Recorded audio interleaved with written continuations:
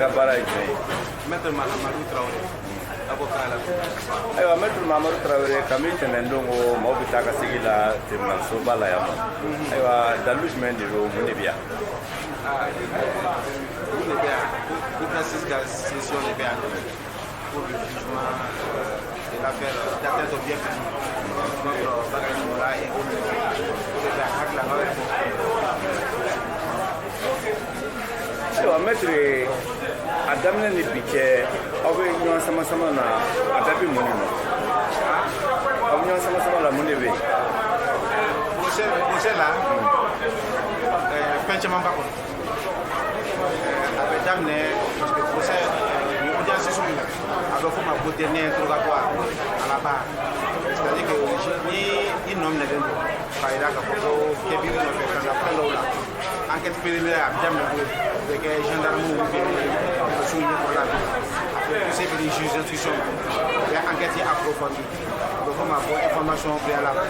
bon information bɛɛ kuncɛ ni fɛn min ye o de ye ni procès parce que mɔgɔ tɛ se ka juger tant que occasion ma d'i ma i k'i ni expliquer juge ɲɛfɛ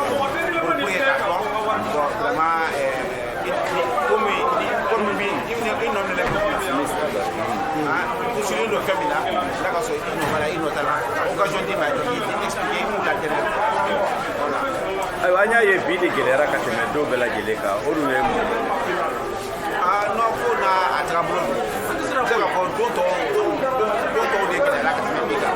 parce que bi a bɛ fɔ o ma ko abubaw ka kuma don voilà kɔrɔ ye dunuya la k'i fansi bi ka client k'i fansi i b'a yira k'a fɔ bon soit b'a nɔbila mun soit i bɛ se ka reproche kɛ procédure ma ɲi a tun kan ka taa sira dɔ fɛ a ma taa o sira fɛ donc i bɛ se k'a laɲini ka procédure annulée ou bien i bɛ se k'a fɔ fana bon ne bɛ k'a nɔbila ko min na a élément ma constitué donc o tɛ se ka a poursuivre o de y'a to i ta ye abubaw ka kuma ye pour que u hakililaw lafasa u b'a lafasa sariyakisɛw dɔw bɛ yen k'olu exploité a lajɛ n'a ka sɔrɔ procédure yɛrɛ kɛra a kɛcogo la ou bien n'a ka sɔrɔ seconde réponse n'a ka sɔrɔ a bɛ sen na o bɛ na sen ba dɔn bi taa u kɛra jɛnyara parce que tout simplement avocat ka ca avocat yɛrɛ an ye organisation min sigi tuma kan pour que ka dépense ni ka organiser ne de tun y'o ɲɛmɔgɔ ye k'a lajɛ ka bɛɛ an organiser pour que k'a dɔn mun bɛ na mun kɔfɛ a kuncɛra ne yɛrɛ la et c'est normal parce que ne de ye organisation kɛ donc a tun b'a fɔ ne ka kuma a laban. Ayiwa Maître n'a ma ɲɛ k'a fɔ bi ko ye avocat ka kuma don ye yala bi a ka kuma na an ye an fɔ dɔ mɛn surtout i yɛrɛ da i ye a jira k'a fɔ ko président de tribunal ma fɛn dɔ faamu ni o ye wada ani phase 2 ani CMDT ka nɔminɛli min ni ko de kɔnɔna la ko CMDT ye kunnafoniya dɔ di k'a fɔ ko olu sen tɛ weleli la yala i bɛ se ka prélatigɛ di o la walasa a bɛ se ka faamuya cogo min na? Oui, prélatigɛ bɛ se ka di o la i b'a daminɛ fɔlɔ i y'a laban ni min ye n'o ye CMDT ka désistement ye parce que tun y'a kuma lataga sira mun fɛ c'était comme si n'a ka sɔrɔ wari mun n'a détourné ko kuma bɛ sen n'a ka sɔrɔ CMDT de ka wari a détourné la au-dessus de la CMDT o tɛ tiɲɛ CMDT yɛrɛ y'o lajɔ comme quoi wari mun n'a détournement kuma bɛ sen na ale ta t'a la ale da kuma ta CMDT yɛrɛ b'o di mais o sɛbɛn ma wula o sɛbɛn a ka fɔ k'a yɛrɛ y'o sɛbɛn kɛ k'o bila fichier kɔnɔ c'est pour cette raison ni bɛɛ kɛra fo kana se procès bɛɛ ma CMDT mɔgɔ min na ka kuma u ye mun wele ka na di kuma dɔrɔn à titre de renseignement ka ɲininkali kɛ a la est-ce que a bɛ se ka latigɛ ko wari mun bɔra CMDT la ka na confédération kɔnɔna la a k'o hakɛ dɔn a ko wari mun ka kan ka taga ani wari mun tagara o tɛ kelen ye wari mun ka kan ka taga CMDT kɔnɔ bɛɛ b'o kalama parce que o bɛ rapport kɔnɔ mais wari mun tagara fo mɔgɔ jɔnjɔn ka wele ka na mun bɛ se k'o ko latigɛ mais hali ni wari mun n'a fɔra k'a tagara bon o wari o ka kan ni tagali ye parce que CMDT ta kɛ a kan ka bila tali donc CMDT tɛ se ka na k'a b'i jɔ nɔminɛli kɛnɛ kan ko ka kuma ta ta bon mun ye k'a jira k'a fɔ wada sariya ko wada fɔlɔfɔlɔ la société coopérative ninnu u tun bɛ sariyakisɛ dɔ de kɔnɔ o sariyakisɛ qui date de 2001 bon o sariyakisɛ kɔnɔna la o de tun b'a to mɔgɔ n'i sera société coopérative fɛn ma i bɛ poursuivre sur la base de l'atteinte au bien public 100 ans au kɔfɛ OHADA nana OHADA y'a yira k'a fɔ ni poursuite bɛ kɛ sur la base n'u yɛrɛ ka texte de donc mun b'a k'a fɔ k'i ka t'i sen don Mali code pénal ko la ka membre de société coopérative nu k'olu poursuivi kɛ o kuma t'a la bilen. Loi yɛrɛ de y'o laɲini. o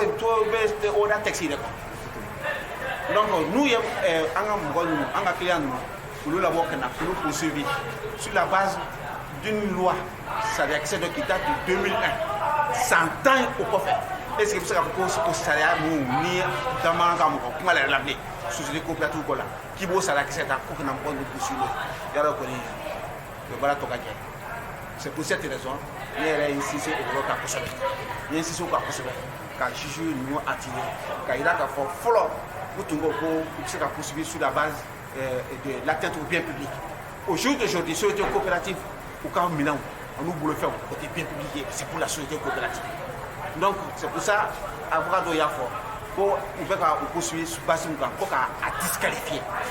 disqualification ye min ye fɔlɔ n'i y'a ye u nana cour d'assises la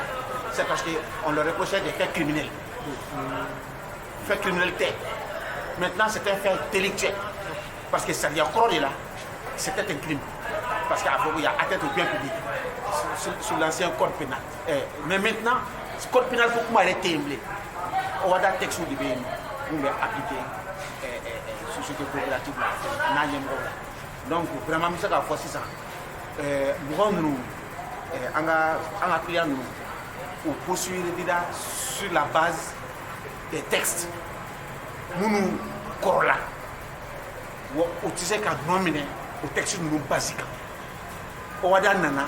Mali kelente OHADA jamana tan wolo la beri beno. Be bolo da traité là qu'a signé comme quoi ou jela nay traité OHADA ani acte uniforme au cas appliqué au peka jamana ko. Mais bibi na o tu sais qu'à o de besida. Donc il faut qu'il y ait ces mots ordre texte appliqué là que il y a texte quoi au code ordre il y a quoi côté ayiwa maître an b'a fɛ k'a dɔn ka d'a kan bi bi in na maliyɛn bɛɛ lajɛlen tulo madalen bɛ nin kiiri in fɛ an y'a mɛn kumaw da t'a la yala o bɔra aw ka laɲini kɔnɔ de wa walima o kɛra cogo di. Depuis kiiri daminɛ la u y'a yira k'a fɔ ko Bakari ye pièce minnu bɔ pour que ka wari ninnu dépenser ni justifier ko papier ko élection présidentielle bo papier la pour que ka dépenser ni justifier. Bon dossier in donna depuis enquête préliminaire là depuis bon follow la police économique la gendarmerie là pour que nous ɲɛfɔ ne c'est bon ne clé de avocat mun y'a enquête préliminaire ni bɛɛ sɔrɔ mɔgɔ tout là ne ma da mun kan ka taga lamɛnni kɛ juge d'instruction ɲɛfɛ fana k'a baara bɛɛ kɛ mais an bolo élection présidentielle ko o fɔ ninnu wari musaka minnu kɛra o la ko an de y'o bila dossier kɔnɔ an ko n ko bon a bilara dossier kɔnɔ mais k'a fɔ k'anw de y'a bila kɔnɔ an t'o kalama ou bien u ka sɛbɛn yira an na mun b'a yira k'a fɔ anw de y'a bila dossier kɔnɔ président yɛrɛ y'a ye k'a fɔ bon de façon contradictoire a ma bila anw sen t'a la donc a y'o papier o bɔ. maître assise na yɔrɔ dɔ fɛnɛ kan a yirala k'a fɔ kabi kiiri daminɛ don k'a fɔ ko dénonciation anonyme n'o ye maa ye maa min ye wele ka n'i tɔgɔ t'a la n'a dogolen don a y'a sinsin o yɔrɔ kan kosɛbɛ mais kununko n'o bɛnna kiiri tile 5 don ma a yira k'a fɔ ko maa yera maa min n'o ye weleli kɛ yala e ka hakilila ye mun ye. Bon dénonciation anonyme aw y'a kuma fɔ mais dénonciation anonyme tɛ sa dénonciation anonyme tɛ depuis fɛn in taara bila police économique la don min na u y'a minɛ k'a kalan dossier yɛrɛ kɔnɔ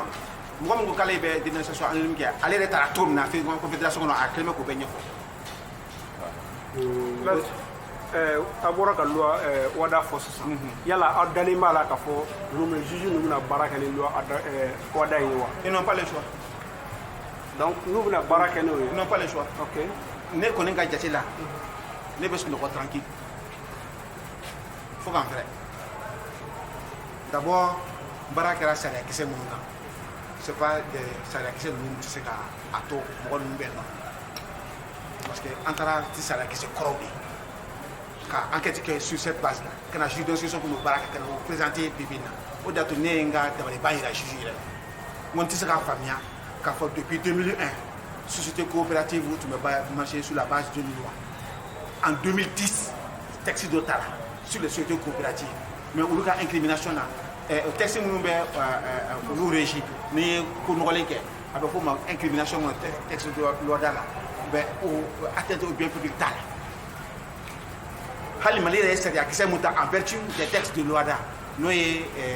la réforme du code pénal de 2016 o ko b'a kɔnɔ a ye loi da y'a fɔ cogo min na a y'o ta o cogo kelen na a ma atteinte au bien public fɔ e bɛ se ka société coopérative mɔgɔ ta tuguni k'i b'o ɲangi sur la base d'atteinte au bien public k'a sɔrɔ sariya tɛ yen bilen o ko la o fili de ye o. Ayiwa maître nin bɛɛ lajɛlen tɛmɛnen kɔfɛ bi e yɛrɛ bɛ se ka mun f'an ye i danganen bɛ Mali kiri la aw ka laɲini kɔfɛ n'o ye aw avocat ka kumadon ye i danganen bɛ Mali kiri la k'a fɔ ko danganiya b'aw dusukun na bi ni sini cɛ wa. Wajibiya don danganiya ka na an dusukun na parce que n bɛ fɛn kelen f'i ye kiiri tigɛ o kɔrɔ tɛ k'a fɔ ko juge de bɛna juge bɛ sɔngɔ tɛ ka kiiri tigɛ a yɛrɛ non c'est un partenariat c'est-à-dire bɛɛ b'i jɔ i jɔ mais juge bɛ avocat lamɛn ka kuma nɔti ta wa o kɔrɔ de k'a fɔ ko vraiment non seulement olu bɛ sariya kisɛw dɔn u b'a dɔn fana mais avocat jɔyɔrɔ ye kiiri la cogo min na u b'o fana dɔn donc avocat ka kuma bɛ se ka to yɛlɛma bɛ se ka na hali juge yɛrɛ hakili la kiiri daminɛ la juge bɛ se ka fɔ u jɔ b'a la mais après les débats après hakilina yira i n'a fɔ ni débat sugu ninnu na tan dɔrɔn sariya kisɛw fɛsɛfɛsɛli ɲɔgɔn ye a bɛ échange la jɔ aw ni ɲɔgɔn cɛ u bɛ sɔn k'a dɔn sisan ka fɔ vraiment ala ko tiɲɛ la an ka kan ka taa nin bolo fɛ ko cogo ka taa nin bolo fɛ donc ne kɔni danganiyalen don ka wa ni sariya kan ka fɔ nin ko in na ninnu bɛ kan ka taa bila ka denbaya kɔnɔ. D'accord, merci maître. Merci maître.